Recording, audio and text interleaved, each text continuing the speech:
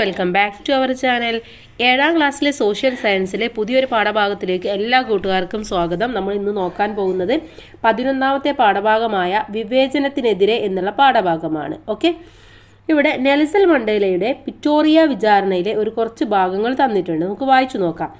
ഈ കോടതി മുറിയിൽ തങ്ങി നിൽക്കുന്ന വെള്ള മേധാവിത്വത്തിന്റെ അന്തരീക്ഷം എന്നെ അസ്വസ്ഥനാക്കുന്നു. ഇതേ മേധാവിത്വം എൻ്റെ ജനങ്ങളിൽ ഏൽപ്പിച്ച മനുഷ്യവിരുദ്ധമായ ദുർനീതികൾ എന്നെ അസ്വസ്ഥനാക്കുന്നു. ഈ രാജ്യത്തെ പാർലമെന്റ് കാരണമാണ് ഞാൻ വോട്ടവകാശം ഇല്ലാത്തവനായി തീർന്നത് എന്ന് ഞാൻ ഓർക്കുന്നു. ഞങ്ങൾക്ക് ഒരു തുണ്ട് ഭൂമിയില്ല, എന്നിട്ടും ജനങ്ങൾ ദാരിദ്ര്യം കൊണ്ട് പൊറുതിമുട്ടുന്നിടത്തേക്ക് നിർബന്ധപൂർവ്വം ഞങ്ങളെ പറഞ്ഞുവിടുന്നു. അനേക വർഷങ്ങളായി ഈ രാജ്യത്തെ അനീതികൾക്കും യാതനകൾക്കും കാരണമാകുന്ന അതേ വർണ്ണവിവേചനം നിഷ്പക്ഷമായ ഒരു വിചാരണ എനിക്ക് ലഭ്യമാകുമെന്ന് എങ്ങനെ ഉറപ്പിക്കാൻ കഴിയും എന്നാണ് അദ്ദേഹം ചോദിച്ചിട്ടുള്ളത്. അപ്പോൾ അവിടെ നിന്നിരുന്ന സാഹചര്യങ്ങളാണ് ഇവിടെ നമുക്ക് മനസ്സിലാക്കാൻ വേണ്ടി സാധിക്കുന്നത്. ദക്ഷിണാഫ്രിക്കയുടെ സ്വാതന്ത്ര്യ സമര നായകനായ നെൽസൺ മണ്ടേലയുടെ വാക്കുകളാണ് മുകളിൽ കൊടുത്തിരിക്കുന്നത്. ആരാണ് ദക്ഷിണാഫ്രിക്കയിൽ വർണ്ണവിവേചനം നടപ്പിലാക്കിയത്? ബ്രിട്ടീഷുകാരാണ്. ഓക്കെ, ഏതു സാഹചര്യത്തിലാണ് നെൽസൺ മണ്ടേല ഇത്തരം ഒരു വിചാരണ നേരിടേണ്ടി വന്നത്? എന്തുകൊണ്ടാണ്? വർണ്ണത്തിന്റെ പേരിൽ നൂറ്റാണ്ടുകളോളം ഇങ്ങനെ പ്രശ്നങ്ങൾ ഉണ്ടായതുകൊണ്ടാണ് അല്ലേ? അതുകൊണ്ടാണ് നെൽസൺ മണ്ടേല ഇത്തരത്തിലുള്ള ഒരു വിചാരണ നേരിടേണ്ടി വന്നത്. വർണ്ണത്തിന്റെ പേരിൽ നൂറ്റാണ്ടുകളോളം അടിച്ചമർത്തൽ നേരിട്ട ദക്ഷിണാഫ്രിക്കൻ ജനതയുടെ മോചനത്തിനായി പോരാടിയ വ്യക്തിയാണ് നെൽസൺ മണ്ടേല. സ്വന്തം രാജ്യത്തിന്റെയും ജനങ്ങളുടെയും മോചനത്തിനു വേണ്ടി പ്രവർത്തിച്ചതിന് അദ്ദേഹത്തിന് 3 ദശാബ്ദത്തോളം ജയിൽവാസം അനുഭവിക്കേണ്ടി വന്നു. ദക്ഷിണാഫ്രിക്കൻ ജനത നേരിട്ട വിവേചനത്തെയും അടിച്ചമർത്തലിനെയും കുറിച്ച് കൂടുതൽ വിവരങ്ങൾ അറിയാൻ ഈ രാജ്യത്തിന്റെ പ്രത്യേകതകൾ നാം അറിയേണ്ടതുണ്ട്. ദക്ഷിണാഫ്രിക്ക ഏതു വൻകരയിലാണ് സ്ഥിതി ചെയ്യുന്നത് എന്ന് ലോകഭൂപടം നോക്കി കണ്ടെത്താനാണ് പറഞ്ഞിട്ടുള്ളത്. ഏത് വൻകരയിലാണ്? ആഫ്രിക്ക വൻകരയിലാണ്. ഓക്കെ, അപ്പോൾ ഇവിടെ ലോകഭൂപടം തന്നിട്ടുണ്ട്. ഇതിൽ ദക്ഷിണാഫ്രിക്ക എന്ന് പറയുന്ന സ്ഥലം എവിടെയാണെന്ന് മനസ്സിലാക്കുക. അത് നിങ്ങൾക്ക് മനസ്സിലാക്കാൻ പറ്റും. ആഫ്രിക്ക ഭൂഖണ്ഡത്തിലാണ്, അല്ലെങ്കിൽ ആഫ്രിക്ക വൻകരയിലാണ് ദക്ഷിണാഫ്രിക്ക ഉള്ളത്. ഇനി ദക്ഷിണാഫ്രിക്കയുടെ സ്ഥാനവും ഭൂപ്രകൃതിയുമാണ് താഴെ തന്നിട്ടുള്ളത്. ആഫ്രിക്കൻ വൻകരയുടെ തെക്കേ അറ്റത്ത് ഇന്ത്യൻ മഹാസമുദ്രവും അറ്റ്ലാന്റിക് സമുദ്രവുമായി അതിർത്തി പങ്കിടുന്ന രാജ്യമാണ് ദക്ഷിണാഫ്രിക്ക. വൈവിധ്യമാർന്ന ഭൂപ്രകൃതി സവിശേഷതകൾ ദക്ഷിണാഫ്രിക്കയുടെ പ്രത്യേകതയാണ്. വിശാലമായ തീരപ്രദേശങ്ങൾ, വിസ്തൃതമായ സമതലങ്ങളും പീഠഭൂമികളും, ഉയർന്ന പർവ്വതനിരകൾ, വൻ നദികൾ, വെള്ളച്ചാട്ടങ്ങൾ, വരണ്ട മരുപ്രദേശം തുടങ്ങിയവ ഈ രാജ്യത്തെ വ്യത്യസ്തമാക്കുന്നു. ഉൾനാടൻ കൃഷിഭൂമികളിലും ഖനികളിലും നിന്നുള്ള സമ്പത്ത്, കാലാവസ്ഥ, മനുഷ്യസമ്പത്ത് എന്നിവ യൂറോപ്യരെ ദക്ഷിണാഫ്രിക്കയിലേക്ക് ആകർഷിച്ചു. ഗ്ലോബ് അറ്റ്ലസ് എന്നിവ നിരീക്ഷിച്ച് താഴെ പറയുന്ന വിവരങ്ങൾ കണ്ടെത്തുക. 1. ഏതെല്ലാം അക്ഷാംശ രേഖാംശങ്ങൾക്കിടയിലാണ് ദക്ഷിണാഫ്രിക്ക സ്ഥിതി ചെയ്യുന്നത്? എവിടെയാണ്? അക്ഷാംശം 22 ഡിഗ്രി തെക്ക് മുതൽ 35 ഡിഗ്രി തെക്ക് വരെയും രേഖാംശം 16 ഡിഗ്രി കിഴക്ക് മുതൽ 33 ഡിഗ്രി കിഴക്ക് വരെയുമാണ്. ഇനി ദക്ഷിണാഫ്രിക്കയുമായി അതിർത്തി പങ്കിടുന്ന രാജ്യങ്ങളെ 1. വടക്ക് പടിഞ്ഞാറൻ നെമീബിയ, വടക്ക് ബോട്സ്വാനയും സിംബാബ്വേയും, വടക്കു കിഴക്ക് മൊസോംബിക്ക്, കിഴക്ക് ഇസ്വറ്റിനി അഥവാ സ്വാസിലാൻഡ്. ഇതൊക്കെയാണ് അതിർത്തി പങ്കിടുന്ന രാജ്യങ്ങൾ എന്ന് പറയുന്നത്. ഇനി ശുഭപ്രതീക്ഷ മുനമ്പ് അഥവാ കേപ്പ് ഓഫ് ഗുഡ് ഹോപ്പ് എന്താണെന്ന് നോക്കാം. ആഫ്രിക്കൻ വൻകരയുടെ തെക്കേ അറ്റത്തായി അറ്റ്ലാന്റിക് സമുദ്ര തീരത്ത് സ്ഥിതി ചെയ്യുന്ന ഭൂപ്രദേശമാണ് ശുഭപ്രതീക്ഷ മുനമ്പ്. യൂറോപ്യർക്ക് അറ്റ്ലാന്റിക് മഹാസമുദ്രത്തിലൂടെ ആഫ്രിക്കൻ വൻകരയെ ചുറ്റി ഇന്ത്യൻ മഹാസമുദ്രത്തിൽ എത്തിയാലേ ഏഷ്യ വൻകരയിലെ ഇന്ത്യയുൾപ്പെടെയുള്ള രാജ്യങ്ങളിലേക്ക് എത്താൻ കഴിയുമായിരുന്നുള്ളൂ. ഏഷ്യയിലേക്ക് എത്താനുള്ള പ്രതീക്ഷ നൽകുന്നത് എന്ന അർത്ഥത്തിൽ ഇവിടം ശുഭപ്രതീക്ഷ മുനമ്പ് എന്ന പേരിൽ അറിയപ്പെടാൻ വേണ്ടി തുടങ്ങി. അപ്പോൾ ഇന്ത്യയിലേക്കും അതുപോലെ തന്നെ ഏഷ്യൻ രാജ്യങ്ങളിലേക്കും എത്താനുള്ള ഒരു വഴി കൂടെയായിരുന്നു ഈ ഒരു സ്ഥലം എന്ന് പറയുന്നത്. ഡിജിറ്റൽ മാപ്പ് ഉപയോഗിച്ച് ആഫ്രിക്കൻ വൻകരയിൽ ദക്ഷിണാഫ്രിക്കയുടെ സ്ഥാനം, തലസ്ഥാനം, പ്രധാന നഗരങ്ങളെ, ചരിത്ര പ്രധാന കേന്ദ്രങ്ങൾ എന്നിവ കണ്ടെത്താനും പറയുന്നുണ്ട്. ഓക്കെ, അപ്പോൾ സ്ഥാനം നമ്മൾ പറഞ്ഞു. ഇന്ന് ഏതാണ് തലസ്ഥാനം എന്നുള്ളത് നമ്മൾ നോക്കുക. പ്രധാനപ്പെട്ട നഗരങ്ങൾ ഏതൊക്കെയാണ്, ചരിത്ര പ്രധാന കേന്ദ്രങ്ങൾ ഏതൊക്കെയാണെന്നൊന്ന് മനസ്സിലാക്കുക. അത് കൂട്ടുകാർക്ക് ആവശ്യമായിട്ടുണ്ടെങ്കിൽ നമുക്ക് ഇമ്പോർട്ടൻ്റ് ആയിട്ടുള്ള നോട്ട്സിൽ ഡിസ്കസ് ചെയ്യാം. ദക്ഷിണാഫ്രിക്ക കോളനിവൽക്കരിക്കപ്പെടുന്നത് എങ്ങനെയാണെന്നാണ് അടുത്തതായിട്ട് പറയുന്നത്. അതിന് മുന്നേ ആയിട്ട് എന്താണ് കോളനിവൽക്കരണം എന്ന് നമ്മൾ മനസ്സിലാക്കണം. ഒരു രാജ്യം മറ്റൊരു പ്രദേശത്തിന്റെയും അവിടുത്തെ ജനങ്ങളുടെയും മേൽ അധികാരം സ്ഥാപിച്ച് രാഷ്ട്രീയവും സാമൂഹികവും സാമ്പത്തികവും സാംസ്കാരികവുമായ നിയന്ത്രണത്തിൽ കൊണ്ടുവരുന്നതിനെയാണ് കോളനിവൽക്കരണം എന്ന് പറയുന്നത്. അപ്പൊ എല്ലാ തലത്തിലും എന്താണ് അവിടെ ഒരു നിയന്ത്രണം കൊണ്ടുവരികയാണ് ചെയ്യുന്നത്. സാൻ ഗോസെ തുടങ്ങിയ ജനവിഭാഗങ്ങളായിരുന്നു ദക്ഷിണാഫ്രിക്കയിലെ ആദിമ നിവാസികൾ. ആഫ്രിക്കയുടെ മറ്റു പ്രദേശങ്ങളിൽ നിന്ന് എത്തിയ ഗോത്ര വിഭാഗക്കാരായിരുന്നു ആദ്യമായി ഇവിടേക്ക് കുടിയേറ്റം നടത്തിയത്. 15-ാം നൂറ്റാണ്ടിന്റെ അവസാനത്തോടെ യൂറോപ്യർ ദക്ഷിണാഫ്രിക്കയിൽ എത്തിത്തുടങ്ങി. 17-ാം നൂറ്റാണ്ടോടുകൂടി ദക്ഷിണാഫ്രിക്കയിൽ ഡച്ച് സ്വാധീനം ശക്തമാവുകയും കേപ്പ് ടൗൺ എന്ന പ്രദേശം അവരുടെ പ്രധാന കോളനിയായിട്ട് മാറുകയും ചെയ്തു. ഓക്കെ, അപ്പോൾ ഈ കേപ്പ് ടൗൺ എന്ന് പറയുന്നത് അവരുടെ ലെജിസ്ലേറ്റീവ് ആസ്ഥാനം കൂടെയാണെന്ന് മനസ്സിലാക്കുക. 18-ാം നൂറ്റാണ്ടോടെ ബ്രിട്ടീഷുകാർ ദക്ഷിണാഫ്രിക്കയിലേക്ക് എത്തിച്ചേർന്നു. ലോകത്തിന്റെ വിവിധ ഭാഗങ്ങളിൽ കൂടുതൽ ഭൂപ്രദേശങ്ങൾ സ്വന്തമാക്കുക, ആഫ്രിക്കൻ വൻകരയിലെ അളവറ്റ സമ്പത്ത് കൈക്കലാക്കുക, മറ്റ് യൂറോപ്യൻ രാജ്യങ്ങൾക്കുമേൽ അധീശത്വം സ്ഥാപിക്കുക, ഏഷ്യൻ വൻകരയിലേക്കുള്ള സഞ്ചാരത്തിന് ഇടത്താവളമാക്കുക തുടങ്ങിയ ലക്ഷ്യങ്ങളോടെയാണ് ബ്രിട്ടൻ ദക്ഷിണാഫ്രിക്കയെ കോളനിയാക്കാൻ ശ്രമിച്ചത്. ഇനി എന്താണ് great truck? Okay, great truck എന്ന് പറഞ്ഞാൽ എന്താണെന്ന് നോക്കാം. അതിനെക്കുറിച്ച് പറയുന്നുണ്ട്. അതിൻ്റെ ഇടയിൽ തന്നെ ബൂവറുകളെ കുറിച്ചിട്ടും പറയുന്നുണ്ട്. യൂറോപ്പിൽ നിന്ന് ആദ്യം ദക്ഷിണാഫ്രിക്കയിലെത്തിയ നെതർലൻഡ് അഥവാ ഡച്ച്, ഫ്രാൻസ്, ജർമ്മനി തുടങ്ങിയ രാജ്യക്കാരുടെ പിന്മുറക്കാരാണ് ബൂവറുകൾ എന്ന് പറയുന്നത്. കൃഷിക്കാരൻ എന്നാണ് ബൂവർ എന്ന ഡച്ച് പദത്തിന്റെ അർത്ഥം. പിൽക്കാലത്ത് ഈ ജനവിഭാഗങ്ങൾ ആഫ്രിക്കനാർ എന്നും ഇവരുടെ ഭാഷയും സംസ്കാരവും ആഫ്രിക്കാൻസ് എന്നും അറിയപ്പെട്ടു. ഓക്കെ, ഇനി ബ്രിട്ടൻ നടപ്പിലാക്കിയ കോളനിവൽക്കരണ പദ്ധതികൾ ബൂവർമാരെ എങ്ങനെ ബാധിച്ചു എന്നാണ് ഇവിടെ നോക്കാൻ പോകുന്നത്. ഡച്ചുകാരിൽ നിന്ന് കേപ്പ് കോളനി പിടിച്ചെടുത്ത ബ്രിട്ടൻ ആ പ്രദേശത്ത് ചില നയങ്ങൾ നടപ്പിലാക്കി. ഡച്ചു ഭാഷയ്ക്ക് ഉപരോധം ഏർപ്പെടുത്തി ഇംഗ്ലീഷ് കേപ്പ് കോളനിയിൽ ഏക ഭാഷയാക്കി മാറ്റി. 19-ാം നൂറ്റാണ്ടിന്റെ പകുതിയോടെ ബ്രിട്ടൻ തങ്ങളുടെ കോളനികളിൽ അടിമത്തം നിരോധിച്ചു. അടിമകളെ പ്രയോജനപ്പെടുത്തി കൃഷി നടത്തിയിരുന്ന ബൂവറുകളെ ഇത് പ്രതികൂലമായി ബാധിച്ചു. ബ്രിട്ടൻ നടപ്പിലാക്കിയ ഇത്തരം നയങ്ങളിൽ നിന്ന് രക്ഷപ്പെടാൻ കേപ്പ് കോളനിയിൽ നിന്ന് ദക്ഷിണാഫ്രിക്കയുടെ ഉൾപ്രദേശങ്ങളിലേക്ക് ബൂവറുകൾ നടത്തിയ പലായനമാണ് ഗ്രേറ്റ് ട്രക്ക് എന്ന പേരിൽ അറിയപ്പെടുന്നത്. ഗ്രേറ്റ് ട്രക്കിനെ തുടർന്ന് ബൂവറുകൾ ട്രാൻസ്വാൾ, ഓറഞ്ച് ഫ്രീ സ്റ്റേറ്റ്, നേറ്റാള് എന്നിവിടങ്ങളിൽ റിപ്പബ്ലിക്കുകൾ സ്ഥാപിച്ചു. ഇനി ബൂവർമാർ അങ്ങനെ പോയതിനു ശേഷം ഉണ്ടായ യുദ്ധത്തെ കുറിച്ചിട്ടാണ് അടുത്തതായിട്ട് നോക്കുന്നത്. ദക്ഷിണാഫ്രിക്കയുടെ ചരിത്രം തിരുത്തിയ ബൂവർ യുദ്ധങ്ങൾക്ക് കാരണമായ സാഹചര്യങ്ങൾ എന്തൊക്കെയാണെന്ന് നമുക്ക് നോക്കാം. 19-ാം നൂറ്റാണ്ടിന്റെ അവസാനത്തോടെ ബൂവർ റിപ്പബ്ലിക്കിന്റെ അധീന പ്രദേശങ്ങളിൽ സ്വർണത്തിന്റെയും വജ്രത്തിന്റെയും ഖനികൾ കണ്ടുപിടിക്കപ്പെട്ടു. ഇതോടെ ലോകത്തിലെ ഏറ്റവും പ്രധാന സ്വർണ്ണ വജ്ര ഉൽപാദകരായി ദക്ഷിണാഫ്രിക്ക മാറി. ബൂവർ റിപ്പബ്ലിക്കുകളെ ബ്രിട്ടീഷ് കോളനി പ്രദേശങ്ങളോടൊപ്പം കൂട്ടിച്ചേർക്കാൻ ബ്രിട്ടൻ ശ്രമിച്ചതോടെയാണ് ബൂവർ യുദ്ധങ്ങൾ ആരംഭിച്ചത്. ആദ്യം ഒന്നാം ബൂവർ യുദ്ധമായിരുന്നു. കൂടുതൽ പ്രദേശങ്ങളിലേക്ക് ബ്രിട്ടീഷ് ഭരണം വ്യാപിപ്പിക്കുക എന്ന ലക്ഷ്യത്തോടെ ബ്രിട്ടൻ ബൂവറുകളിൽ നിന്നും ട്രാൻസ്വാൾ പിടിച്ചെടുത്തു. ഇതോടെ ഒന്നാം ബൂവർ യുദ്ധം 1880-81 കാലഘട്ടത്തിൽ ആരംഭിച്ചു. ഈ യുദ്ധത്തിൽ ബൂവറുകൾ വിജയിക്കുകയും ട്രാൻസ്വാളും സമീപ പ്രദേശങ്ങളും കൂട്ടിച്ചേർത്ത് ദക്ഷിണാഫ്രിക്ക റിപ്പബ്ലിക്ക് രൂപീകരിക്കുകയും ചെയ്തു. അതിലൊന്നും നമ്മുടെ ബ്രിട്ടീഷുകാർ അടങ്ങിയില്ല. അവർ വീണ്ടും യുദ്ധത്തിന് തയ്യാറായി. അങ്ങനെ രണ്ടാം ബൂവർ യുദ്ധവും സംഭവിച്ചു. സ്വർണ്ണഖനികളിൽ നിന്നുള്ള സമ്പത്തും അവയുടെ നിയന്ത്രണവും സംബന്ധിച്ച തർക്കങ്ങളാണ് രണ്ടാം ബൂവർ യുദ്ധത്തിലേക്ക് നയിച്ചത്. ബൂവർ ഭരണാധികാരികൾക്ക് ഖനികളിൽ നികുതി ഏർപ്പെടുത്തി. ഖനികളിലെ ബ്രിട്ടീഷുകാരായ തൊഴിലാളികൾക്ക് ബ്രിട്ടൻ വോട്ടവകാശം ആവശ്യപ്പെട്ടു. ബ്രിട്ടൻ ഭരണാധികാരികൾ ഈ ആവശ്യം നിരസിച്ചതോടെ ദക്ഷിണാഫ്രിക്കയിലെ ഏറ്റവും വിനാശകരമായ സായുധ പോരാട്ടമായ രണ്ടാം ബൂവർ യുദ്ധം 1899-1902 വരെ ആരംഭിച്ചു. ഈ യുദ്ധത്തിൽ ബ്രിട്ടീഷ് സൈന്യം ബൂവർ റിപ്പബ്ലിക്കുകളെ പരാജയപ്പെടുത്തി. ഓക്കെ, അവിടെ രണ്ടാം ബൂവർ യുദ്ധത്തിന്റെ ഒരു പിക്ചറും കൂടെ കൊടുത്തിട്ടുണ്ട്. ഓക്കെ, ഇനി വെരിനിങ് സന്ധി അനുസരിച്ച് ബൂവറുകൾ ബ്രിട്ടന്റെ പരമാധികാരം അംഗീകരിച്ചു. ബ്രിട്ടന്റെ നിയന്ത്രണത്തിലുള്ള സ്വയംഭരണ പ്രദേശം എന്ന നിലയിൽ യൂണിയൻ ഓഫ് സൗത്ത് ആഫ്രിക്ക രൂപീകരിച്ചു. യൂണിയൻ ഓഫ് സൗത്ത് ആഫ്രിക്കയിൽ നടപ്പിലാക്കിയ ഭരണഘടനയനുസരിച്ച് ബ്രിട്ടീഷുകാർക്കും ആഫ്രിക്കക്കാർക്കും ഉയർന്ന പരിഗണന ലഭിച്ചു. കറുത്ത വർഗ്ഗക്കാർക്കും അടിസ്ഥാന അവകാശങ്ങൾ നിഷേധിക്കപ്പെട്ടു. ഇനി ബൂവർ യുദ്ധങ്ങൾക്ക് ദക്ഷിണാഫ്രിക്കയുടെ ചരിത്രത്തിലുള്ള പ്രാധാന്യത്തെക്കുറിച്ച് ഒരു ആശയപടം തയ്യാറാക്കാൻ വേണ്ടി പറയുന്നുണ്ട്. അപ്പോൾ അത് നമ്മുടെ ഇമ്പോർട്ടൻ്റ് ആയിട്ടുള്ള നോട്ട്സിൽ നമുക്ക് ഡിസ്കസ് ചെയ്യാവുന്നതാണ്. ഓക്കെ, അപ്പോൾ ഇപ്പോൾ പറഞ്ഞ കാര്യങ്ങളൊക്കെ തന്നെയാണ്, അത് വെച്ചുകൊണ്ട് നിങ്ങൾക്ക് എഴുതാവുന്നതാണ്. ഇനി മഹാത്മാഗാന്ധി എങ്ങനെയാണ് ദക്ഷിണാഫ്രിക്കയിലേക്ക് എത്തിയത് എന്നതാണ് അടുത്തതായിട്ട് നമ്മൾ നോക്കാൻ വേണ്ടി പോകുന്നത്. ഇവിടെ നമ്മുടെ മഹാത്മാഗാന്ധിയുടെ ആത്മകഥയായ എൻ്റെ സത്യാന്വേഷണ പരീക്ഷണ കഥയിൽ കുറച്ച് ഭാഗങ്ങൾ പറയുന്നുണ്ട്. മറ്റൊരു ഉദ്യോഗസ്ഥൻ എൻ്റെ അടുത്ത് വന്ന് പറഞ്ഞു, വരൂ, നിങ്ങൾ മുന്നിലെ കമ്പാർട്ട്മെന്റിലേക്ക് പോകണം. പക്ഷെ എനിക്ക് 1-ാം ക്ലാസ് ടിക്കറ്റ് ഉണ്ടല്ലോ. ഞാൻ പറഞ്ഞു, അതിൽ കാര്യമില്ല, നിങ്ങൾ തീർച്ചയായും ഇതിൻ്റെ മുന്നിലെ കമ്പാർട്ട്മെന്റിലേക്ക് പോകണമെന്ന് ഞാൻ പറയുന്നു.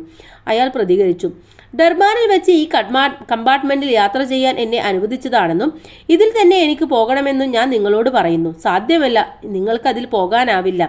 നിങ്ങൾ ഈ കമ്പാർട്ട്മെന്റിൽ നിന്ന് പോകണം. അല്ലാത്ത പക്ഷം നിങ്ങളെ പുറത്തേക്ക് ഇറങ്ങാൻ വേണ്ടി എനിക്കൊരു പോലീസ് കോൺസ്റ്റബിളിനെ വിളിക്കേണ്ടി വരും എന്ന് ആ ഉദ്യോഗസ്ഥൻ പറഞ്ഞു. ശരി, നിങ്ങൾക്ക് അങ്ങനെ ചെയ്യാം. ഞാൻ സ്വമേധയാ പുറത്തു പോകാൻ വിസമ്മതിക്കുന്നു.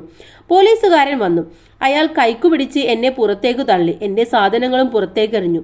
വൈകിട്ടത്തെ തീവണ്ടി വന്നു. അതിൽ എനിക്കായി സംവരണം ചെയ്യപ്പെട്ട ഒരു ബർത്ത് ഉണ്ടായിരുന്നു. ഡർബാനിൽ വെച്ച് ഞാൻ നിരസിച്ച കിടക്കയ്ക്കുള്ള ടിക്കറ്റ് ഇപ്പോൾ മാരിറ്റ്സ്ബർഗിൽ ഞാൻ വാങ്ങി. അവിടെ ദക്ഷിണാഫ്രിക്കയിൽ നിലനിന്നിരുന്ന സാമൂഹികാവസ്ഥയാണ് ഗാന്ധിജി തന്റെ ഈ ആത്മകഥയിലൂടെ വിവരിക്കുന്നത്. ഓക്കെ, മഹാത്മാഗാന്ധി 1893 ദക്ഷിണാഫ്രിക്കയിൽ എത്തിയത്. അപ്രഖ്യാപിതമായ വർണ്ണവിവേചനത്തിന്റെ കാലമായിരുന്നു അത്. ഗാന്ധിജി ദക്ഷിണാഫ്രിക്കയിൽ ആരംഭിച്ച ഇന്ത്യൻ ഒപ്പീനിയൻ എന്ന പത്രത്തിൽ കൊളോണിയൽ ഭരണകൂടം ആഫ്രിക്കക്കാരോട് കാണിക്കുന്ന വിവേചനത്തെക്കുറിച്ച് ഇപ്രകാരം എഴുതി: ആഫ്രിക്കക്കാർ മാത്രമാണ് ഭൂമിയിലെ ആദിമ നിവാസികൾ. വെള്ളക്കാരാകട്ടെ ആ ഭൂമി ബലപ്രയോഗത്തിലൂടെ കൈവശപ്പെടുത്തുകയും തങ്ങളുടെ അധീനതയിലാക്കുകയും ചെയ്തു. രണ്ടാം ഭൂവർ യുദ്ധകാലത്ത് യുദ്ധക്കെടുതികൾ ദുരിതമനുഭവിക്കുന്ന സഹായമെത്തിക്കുന്ന സന്നദ്ധ പ്രവർത്തനങ്ങളിൽ അദ്ദേഹം പങ്കെടുത്തിരുന്നു. സത്യാഗ്രഹം, നിസ്സഹകരണം, നിയമലംഘനം തുടങ്ങിയ സമര രീതികൾ ഗാന്ധിജി പരീക്ഷിച്ചത് ഇവിടെയായിരുന്നു. ഗാന്ധിജിയുടെ രാഷ്ട്രീയ പരീക്ഷണശാല എന്നാണ് ദക്ഷിണാഫ്രിക്ക അറിയപ്പെടുന്നത്. ഇനി ദക്ഷിണാഫ്രിക്കയിൽ നിലനിന്നിരുന്ന വിവേചനത്തെക്കുറിച്ചുള്ള ഗാന്ധിജിയുടെ അഭിപ്രായം അദ്ദേഹത്തിന്റെ സമര രീതികളും ഉൾപ്പെടുത്തി ഒരു വിശകലന കുറിപ്പ് തയ്യാറാക്കാൻ വേണ്ടി പറയുന്നുണ്ട്. ഓക്കെ, അപ്പോൾ എന്തൊക്കെ നമുക്ക് കാര്യങ്ങൾ അതിൽ എഴുതാൻ വേണ്ടി സാധിക്കുമെന്ന് നമുക്ക് നോട്ട്സിലൂടെ നോക്കാം. ഇനി ആഫ്രിക്കൻ നാഷണൽ കോൺഗ്രസിന്റെ രൂപീകരണമാണ് അടുത്തതായിട്ട് അവിടെ സംഭവിച്ചത്. ദക്ഷിണാഫ്രിക്ക ബ്രിട്ടന്റെ നിയന്ത്രണത്തിലുള്ള സ്വയംഭരണ പ്രദേശമായതിനു ശേഷം നടന്ന ആദ്യ തിരഞ്ഞെടുപ്പിൽ വെള്ളക്കാരാൽ നയിക്കപ്പെട്ട ദക്ഷിണാഫ്രിക്കൻ പാർട്ടി അധികാരത്തിലെത്തി. പാർപ്പിടം, ഭരണം, വ്യവസായം തുടങ്ങിയ മേഖലകളിൽ ജനങ്ങളെ ബാധിക്കുന്ന നിയമങ്ങൾ കൊണ്ടുവന്നു. കറുത്തവരും വെളുത്തവരും എന്ന വംശീയ വേർതിരിവ് ശക്തമായി. ജനങ്ങൾക്ക് സഞ്ചാര സ്വാതന്ത്ര്യവും വിദ്യാഭ്യാസത്തിനുള്ള അവകാശവും നിഷേധിച്ചു. ഈ നയങ്ങളിൽ പ്രതിഷേധിച്ച് ആഫ്രിക്കൻ ജനതയുടെ അവകാശ സംരക്ഷണത്തിനായി രൂപീകരിച്ച south African native national Congress എന്ന സംഘടനയാണ് പിൽക്കാലത്ത് ആഫ്രിക്കൻ നാഷണൽ കോൺഗ്രസ് എന്ന് അറിയപ്പെട്ടത്. വിവേചനരഹിത ദക്ഷിണാഫ്രിക്ക പടുത്തുയർത്തുന്നതിന് ആഫ്രിക്കൻ നാഷണൽ കോൺഗ്രസ് നേതാക്കൾ പല സമരമാർഗങ്ങളും ആവിഷ്കരിച്ചു. ഇനി ദക്ഷിണാഫ്രിക്കയിൽ അധികാരത്തിലിരുന്ന പല ഗവൺമെന്റുകൾ നടപ്പിലാക്കിയ അടിച്ചമർത്തൽ നയങ്ങളും അവയുടെ ഫലങ്ങളും എന്തെല്ലാമെന്നാണ് ഇവിടെ ഒരു ടേബിളിൽ കൊടുത്തിട്ടുള്ളത്. ഒന്നാമത്തെ നിയമം ഖനി തൊഴിൽ നിയമമാണ്. അതിന്റെ ഫലം വൈദഗ്ധ്യം ആവശ്യമുള്ള തൊഴിലുകൾ വെളുത്ത വർഗ്ഗക്കാർക്ക് മാത്രമായി സംവരണം ചെയ്യപ്പെട്ടു. അടുത്തത് പ്രാദേശിക ഭൂനിയമമാണ്. നേറ്റീവ് ലാൻഡ് ആക്ട് ആയിരുന്നു. കറുത്തവർക്ക് റിസർവുകൾ എന്ന പേര് നീക്കിവെച്ച പ്രത്യേക പ്രദേശങ്ങളിൽ അല്ലാതെ മറ്റിടങ്ങളിൽ നിന്നും ഭൂമി വാങ്ങാൻ അവകാശമില്ല. അടുത്തത് പ്രാദേശിക നഗര പ്രദേശ നിയമമായിരുന്നു. അതിലൂടെ ഉണ്ടായ ഫലം കറുത്ത വർഗ്ഗക്കാർക്ക് നഗരങ്ങളിലേക്ക് പ്രവേശിക്കാൻ നിയന്ത്രണം ഏർപ്പെടുത്തി. മറ്റൊന്ന് വോട്ടർമാരുടെ പ്രത്യേക പ്രാതിനിധ്യ നിയമമായിരുന്നു. കറുത്ത വർഗ്ഗക്കാരെ പൊതു വോട്ടർ പട്ടികയിൽ നിന്നും നീക്കം ചെയ്യുകയാണ് അവർ ചെയ്തത്. ഓക്കെ, ഇനി അടുത്തതായിട്ടാണ് നെൽസൺ മണ്ടേല വന്നത്. 1918 ദക്ഷിണാഫ്രിക്കയിലെ ട്രാൻസ്കി പ്രവിശ്യയിൽ തെമ്പു രാജകുടുംബത്തിലാണ് നെൽസൺ മണ്ടേല ജനിച്ചത്. റോലിലാഹ്ല എന്നായിരുന്നു അദ്ദേഹത്തിന്റെ പേര്. പിതാവ് മാഡിബ വംശത്തിലെ തലവനായിരുന്ന ഗാഡ്ലെ ഹെൻറി മണ്ടേലയും മാതാവ് നോസ്കെനി ഫാനിയുമാണ്. പ്രാഥമിക വിദ്യാഭ്യാസത്തിനു ശേഷം അദ്ദേഹം ദക്ഷിണാഫ്രിക്കൻ ഗോത്ര പാരമ്പര്യം, സംസ്കാരം എന്നിവയിൽ പഠനം നടത്തുകയും പിന്നീട് അഭിഭാഷക ബിരുദം നേടുകയും ചെയ്തു. ഓക്കെ, അദ്ദേഹത്തിന്റെ ലോങ് വാക്ക് ടു ഫ്രീഡം എന്നതിലെ കുറച്ച് ഭാഗങ്ങളൊക്കെ കൊടുത്തിട്ടുണ്ട്. അതൊക്കെ കൂട്ടുകാർ വായിച്ചു നോക്കുക. ഇവിടെ ദക്ഷിണാഫ്രിക്കൻ ജനത അഭിമുഖീകരിക്കേണ്ടി വന്ന ജനതാവസ്ഥകളെ കുറിച്ചിട്ടാണ് നെൽസൺ മണ്ടേല അവിടെ പറഞ്ഞിട്ടുള്ളത്. മാതാപിതാക്കൾ നൽകിയ പേരിന് പകരം നെൽസൺ മണ്ടേല ടീച്ചർ പുതിയ പേര് നൽകാൻ കാരണം എന്തായിരിക്കും? കാരണം എന്താണ്? വർണ്ണവിവേചന കാലത്ത് ആഫ്രിക്കൻ കുട്ടികളെ യൂറോപ്യൻ പേരുകൾ നൽകുന്നതിലൂടെ വെള്ളക്കാരുടെ നിയമങ്ങളാൽ ഭരിക്കുന്ന ഒരു സമൂഹത്തിലേക്ക് അവരെ അനുയോജ്യരാക്കാനും അവരുടെ സംസ്കാരത്തെ ഇല്ലാതാക്കാനുമുള്ള വെളുത്ത കൊളോണിയൽ ഗവൺമെന്റിന്റെ ബോധപൂർവമായ ശ്രമമായിരുന്നു ഇത്. അതുകൊണ്ടാണ് അങ്ങനെ പേര് നൽകിയത്. ഓക്കെ, ദക്ഷിണാഫ്രിക്കയിലെ ജനങ്ങൾ എന്തെല്ലാം അടിച്ചമർത്തലുകളാണ് നേരിട്ടിട്ടുണ്ടായിരുന്നത്? എന്തൊക്കെയാണ്? വർണ്ണവിവേചനം, സഞ്ചരിക്കാൻ പ്രത്യേക അനുമതി പത്രങ്ങളെ, തൊഴിൽ നിഷേധം, വോട്ടവകാശ നിഷേധം, വിദ്യാഭ്യാസ അവകാശ നിഷേധം, ഇതൊക്കെയായിരുന്നു പ്രധാനമായിട്ടും ഉണ്ടായിരുന്നത്.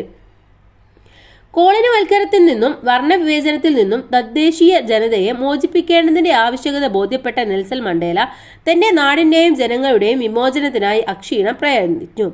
നെൽസൺ മണ്ടേല യുവജനങ്ങളെ അണിനിരത്തി African national Congress youth league എന്ന യുവജന സംഘടന രൂപീകരിക്കുകയും ആഫ്രിക്കൻ നാഷണൽ കോൺഗ്രസിൽ അംഗത്വമെടുക്കുകയും ചെയ്തു. വാൾട്ടൺ സിസിലു, ഒലിവർ താംബോ, ഡെസ്മണ്ട് ടുഡു എന്നിവയായിരുന്നു മണ്ടേലക്കൊപ്പം പ്രവർത്തിച്ചിരുന്ന മറ്റു പ്രധാന നേതാക്കൾ. അവരുടെ ചിത്രങ്ങളാണ് താഴെ കൊടുത്തിട്ടുള്ളത്. ഇനി എന്താണ് വർണ്ണവിവേചനം, എന്താണ് അപ്പാർത്തൈഡ് എന്ന് പറയുന്നത് എന്താണെന്നാണ് അടുത്തതായിട്ട് നമ്മൾ നോക്കുന്നത്. കറുത്ത വർഗ്ഗക്കാർക്കെതിരെ വംശീയമായും സാമ്പത്തികമായും ഏർപ്പെടുത്തിയ വേർതിരിക്കലിന്റെ സാമൂഹിക ക്രമമാണ് വർണ്ണവിവേചനം എന്ന് പറയുന്നത്. ദക്ഷിണാഫ്രിക്കയിലെ ഇതര ജനവിഭാഗങ്ങളിൽ നിന്ന് വെളുത്ത വർഗ്ഗക്കാർക്ക് ഉയർന്ന പരിഗണന ഇതുമൂലം ഉറപ്പാക്കപ്പെട്ടു. 1948 അധികാരത്തിൽ വന്ന നാഷണൽ പാർട്ടി വേർതിരിവും വിവേചനവും നിയമം മൂലം നടപ്പിലാക്കിക്കൊണ്ട് വർണ്ണവിവേചനം നിയമാനുസൃതമാക്കി. വർണ്ണവിവേചനം നടപ്പിലാക്കുന്നതിന് വേണ്ടി രൂപീകരിച്ച നിയമങ്ങളിൽ പ്രധാനപ്പെട്ടവയാണ് ചുവടെ തന്നിട്ടുള്ളത്. ഒന്ന് പാസ് നിയമമാണ്. നേറ്റീവ് പാസ് ലോ ആക്ട് ആണ്. കറുത്ത വർഗ്ഗക്കാർക്ക് ഒരു സ്ഥലത്ത് നിന്ന് മറ്റൊരു സ്ഥലത്തേക്ക് സഞ്ചരിക്കാൻ പ്രത്യേക അനുമതി പത്രങ്ങൾ ആവശ്യമായിരുന്നു. മറ്റൊന്ന് ഗ്രൂപ്പ് ഏരിയ നിയമം, group area and segregation act ആണ്. വംശത്തെ അടിസ്ഥാനമാക്കി ആളുകളെ പ്രത്യേക പ്രദേശങ്ങളിലേക്ക് മാറ്റി.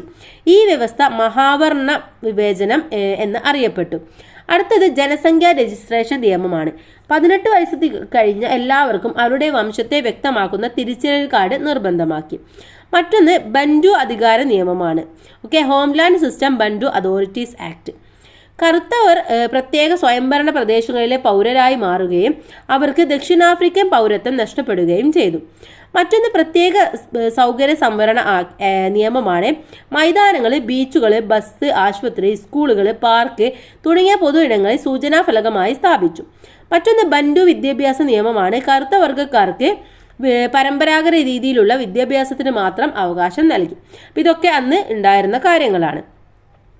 ഇനി പ്രത്യേക സൗകര്യ സംവരണ നിയമവുമായി ബന്ധപ്പെട്ട് ദക്ഷിണാഫ്രിക്ക സ്ഥാപിച്ചിരുന്ന ചില മുന്നറിയിപ്പ് ബോർഡുകളാണ് ഇവിടെ കൊടുത്തിട്ടുള്ളത്.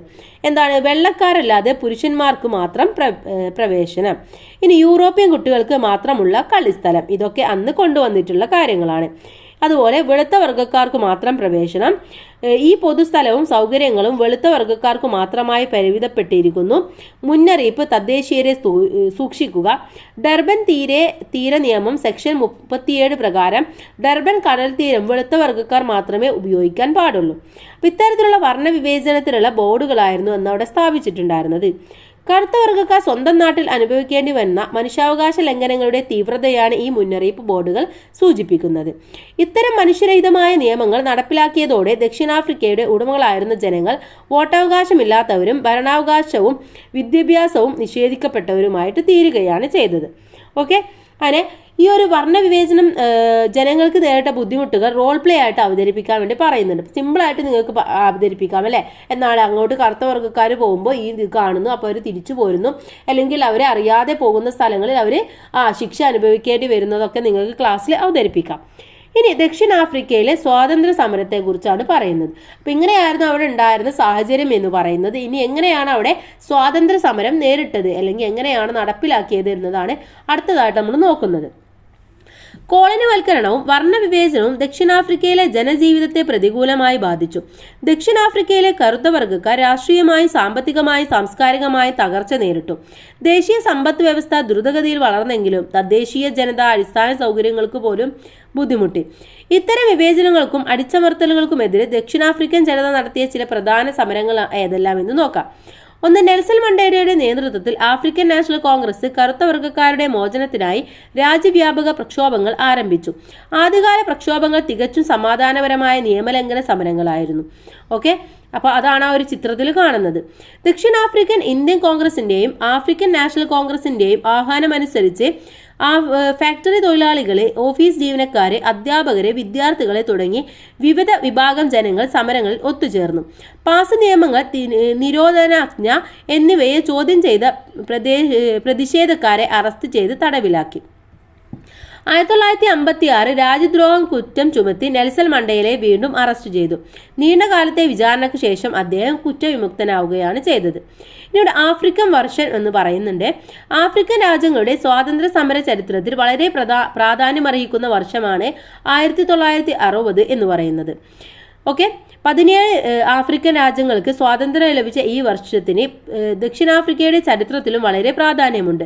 പാസ് നിയമങ്ങൾക്കെതിരെ ഷാർപ്പ് വിൽ എന്ന സ്ഥലത്ത് സമരം ചെയ്ത ആൾക്കാരെ കൂട്ടക്കൊല ചെയ്തതും ദക്ഷിണാഫ്രിക്കൻ ഗവൺമെന്റിനെതിരായ സായുധ കലാപം ആരംഭിച്ചതും ഈ 1960-ലാണ്. ഇനി റോബൻ ദ്വീപിനെ കുറിച്ച് പറയുന്നുണ്ട്. എന്താണ്? ഇന്ത്യ സ്വാതന്ത്ര്യ ചരിത്രത്തിൽ ആൻഡമാൻ നിക്കോബാർ സെല്ലുലാർ അഥവാ കാലാപാനി ജയിലിലുള്ള പ്രാധാന്യമാണ് ദക്ഷിണാഫ്രിക്കൻ ചരിത്രത്തിൽ റോബൻ ദ്വീപിനുള്ളത്. അറസ്റ്റിലാകുന്ന ആഫ്രിക്കൻ നേതാക്കളെ നാടുകടത്താനായി ഉപയോഗിച്ചിരുന്ന ദ്വീപാണിത്. 18 വർഷം നെൽസൺ മണ്ടേല തടവിൽ കഴിഞ്ഞത് ഇവിടെയാണ്. ഓക്കെ, ഇനി വോട്ടവകാശം, വർണ്ണവിവേചനം ഇല്ലാത്ത ഭരണഘടന, പാസ് നിയമങ്ങൾ പിൻവലിക്കാൻ എന്നീ ആവശ്യങ്ങൾ ഉന്നയിച്ച് വീട്ടിലിരിപ്പ് സ്റ്റേ അറ്റ് ഹോം എന്ന പുതിയ സമരരീതി സംഘടിപ്പിക്കപ്പെട്ടു. ആഫ്രിക്കൻ നാഷണൽ കോൺഗ്രസും ദക്ഷിണാഫ്രിക്കൻ ഇന്ത്യൻ കോൺഗ്രസുമാണ് ഈ സമരത്തിന് നേതൃത്വം നൽകിയത്. തദ്ദേശീയരും ഇന്ത്യക്കാരുമായ തൊഴിലാളികൾ ഈ സമരത്തിൽ പങ്കെടുത്തു. രാജ്യത്തെ ഫാക്ടറികൾ, തുണിമില്ലുകൾ, വിദ്യാലയങ്ങൾ ഇവയെല്ലാം അടഞ്ഞുകിടന്നു. ഈ പണിമുടക്ക് വർണ്ണവിവേചന വിരുദ്ധ സ്ഥാപനത്തിന്റെ ഐക്യവും ശക്തിയും വെളിപ്പെടുത്തി. ദക്ഷിണാഫ്രിക്കൻ സമരം സ്വാതന്ത്ര്യ സമര ചരിത്രത്തിലെ സുപ്രധാന സമരമായിരുന്നു വീട്ടിലിരിപ്പ് സമരം. സമാധാനപരമായ സമരങ്ങൾക്ക് ഫലം കാണാത്തതിനെ തുടർന്ന് നെൽസൺ മണ്ടേല സായുധ കലാപങ്ങൾക്ക് ആഹ്വാനം കുറിച്ചു. അങ്ങനെ 1964 അട്ടിമറി, രാജ്യദ്രോഹം, ഗൂഢാലോചന എന്നീ കുറ്റങ്ങൾ ആരോപിച്ച് നെൽസൺ മണ്ടേലക്ക് ജീവപര്യന്തം തടവ് വിധിച്ചു. റോബൻ ദ്വീപിലും പോൾസ്മൂയിലെ ജയിലുമായി തുടർച്ചയായി 26 വർഷം കഠിനമായ ജയിൽ ശിക്ഷ അനുഭവിക്കേണ്ടി വന്നു. ലോകരാഷ്ട്രങ്ങൾ ദക്ഷിണാഫ്രിക്കയ്ക്കെതിരെ ഉപരോധം ഏർപ്പെടുത്തി. ഐക്യരാഷ്ട്ര സംഘടന മനുഷ്യത്വത്തിനെതിരെയുള്ള കുറ്റമാണ് വർണ്ണവിവേചനം എന്ന് പ്രമേയം പാസാക്കി. ഇതോടെ നാട്ടിലാകെ കലാപങ്ങൾ പടർന്നു. ജനങ്ങളുടെ പ്രതിഷേധം അടിച്ചമർത്താൻ ഗവൺമെന്റ് 1984 അടിയന്തരാവസ്ഥ പ്രഖ്യാപിച്ചു. തുടർന്നുണ്ടായ സംഘർഷങ്ങളിൽ ധാരാളം കറുത്ത വർഗ്ഗക്കാർ കൊല്ലപ്പെടുകയും ചെയ്തു. പ്രക്ഷോഭങ്ങൾ അനിയന്ത്രിതമായപ്പോൾ വർണ്ണവിവേചനം നിർത്തലാക്കാനുള്ള നടപടികൾ ആരംഭിച്ചു. രാഷ്ട്രീയ തടവുകാരെ വിട്ടയക്കുകയും രാഷ്ട്രീയ പാർട്ടികൾക്കുണ്ടായിരുന്ന തിരോധാനം നീക്കുകയും ചെയ്തു. 1990 ഫെബ്രുവരി 11 നെൽസൺ മണ്ടേല ജയിൽ മോചിതനായി. 1991 വർണ്ണവിവേചന നയം പിൻവലിക്കപ്പെട്ടു. 1994 നടന്ന ആദ്യത്തെ ജനകീയ തെരഞ്ഞെടുപ്പിൽ ആഫ്രിക്കൻ നാഷണൽ കോൺഗ്രസ് ഭൂരിപക്ഷം നേടുകയും നെൽസൺ മണ്ടേല സ്വതന്ത്ര ജനാധിപത്യ ദക്ഷിണാഫ്രിക്കയുടെ ആദ്യത്തെ കറുത്ത വർഗ്ഗക്കാരനായ പ്രസിഡന്റായി തിരഞ്ഞെടുക്കുകയും ചെയ്തു. ഓക്കെ, അപ്പം ഇതുമായി ബന്ധപ്പെട്ട ഒരു ചോദ്യാവലിയൊക്കെ തയ്യാറാക്കാൻ വേണ്ടി പറയുന്നുണ്ട്. ഇനി ആ സമയത്ത് നെൽസൺ മണ്ടേല നടത്തിയ ഒരു പ്രസംഗമാണ് ഇവിടെ തന്നിട്ടുള്ളത്. ഞങ്ങൾ ദക്ഷിണാഫ്രിക്കയിലെ ജനങ്ങൾ നമ്മുടെ രാജ്യത്തിനും ലോകത്തിനും അറിയാൻ പ്രഖ്യാപിക്കുന്നു. ദക്ഷിണാഫ്രിക്ക ഈ രാജ്യത്ത് വസിക്കുന്ന കറുപ്പും വെളുപ്പുമുള്ള എല്ലാവർക്കും അവകാശപ്പെട്ടതാണ്. ഇവിടെ ജനങ്ങളുടെ ഇച്ഛയെ അടിസ്ഥാനമാക്കിയുള്ളതല്ലാത്ത ഒരു ഗവൺമെന്റിനും ന്യായമായ അധികാരം അവകാശപ്പെടാനാവില്ല. ഈ പ്രസംഗത്തിലൂടെ ആഫ്രിക്കക്കാർ ഒറ്റ ജനതയായി നിൽക്കേണ്ടതിന്റെ പ്രാധാന്യം നെൽസൺ മണ്ടേല ഓർമ്മിപ്പിച്ചു. ഒരേ പ്രദേശത്ത് വ്യത്യസ്ത വംശങ്ങൾ ഒരുമിച്ച് ജീവിക്കുന്ന വർത്തമാനകാലത്ത് നെൽസൺ മണ്ടേല ഉയർത്തിപ്പിടിച്ച സഹവർത്തിത്വ നിലപാട് ലോകരാഷ്ട്രങ്ങൾക്കും മാതൃകയാണ്. അപ്പോൾ ഇവിടെ ദക്ഷിണാഫ്രിക്കയിൽ എങ്ങനെയായിരുന്നു, എന്തൊക്കെയായിരുന്നു അവിടെ സാഹചര്യങ്ങൾ, എന്തൊക്കെയാണ് അവിടുത്തെ ഭൂമിശാസ്ത്രപരമായിട്ടുള്ള കാര്യങ്ങൾ എന്തൊക്കെയാണ്, അതുപോലെ അവിടെ ബ്രിട്ടീഷുകാർ എന്തൊക്കെ കാര്യങ്ങളാണ് ചെയ്തത്, അതിൽ നിന്നും അവരെങ്ങനെയാണ് സ്വാതന്ത്ര്യം നേടിയത്, എങ്ങനെയാണ് തിരഞ്ഞെടുപ്പ്, ആരാണ് തിരഞ്ഞെടുപ്പിൽ പ്രസിഡന്റ് ആയത് എന്നുള്ള കാര്യങ്ങളൊക്കെയാണ് നമ്മൾ വിശദമായിട്ട് ഈ ഒരു പാഠഭാഗത്ത് ഡിസ്കസ് ചെയ്തിട്ടുണ്ടായിരുന്നത്. ഇനി ഇതിലെ തുടർ പ്രവർത്തനങ്ങളാണ്, അതൊക്കെ കൂട്ടുകാരെ വായിച്ചു നോക്കുക. അടുത്ത പാഠഭാഗം ചരിത്രത്തിന്റെ ആധാരശിലകൾ എന്നുള്ളതാണ്. അപ്പോൾ പ്രധാനപ്പെട്ട നോട്ട്സ് അപ്ലോഡ് ചെയ്തതിന് ശേഷം നമുക്ക് ഈ ഒരു പാഠഭാഗം കൂടെ എത്രയും വേഗം അപ്ലോഡ് ചെയ്യാം. Thanks for watching.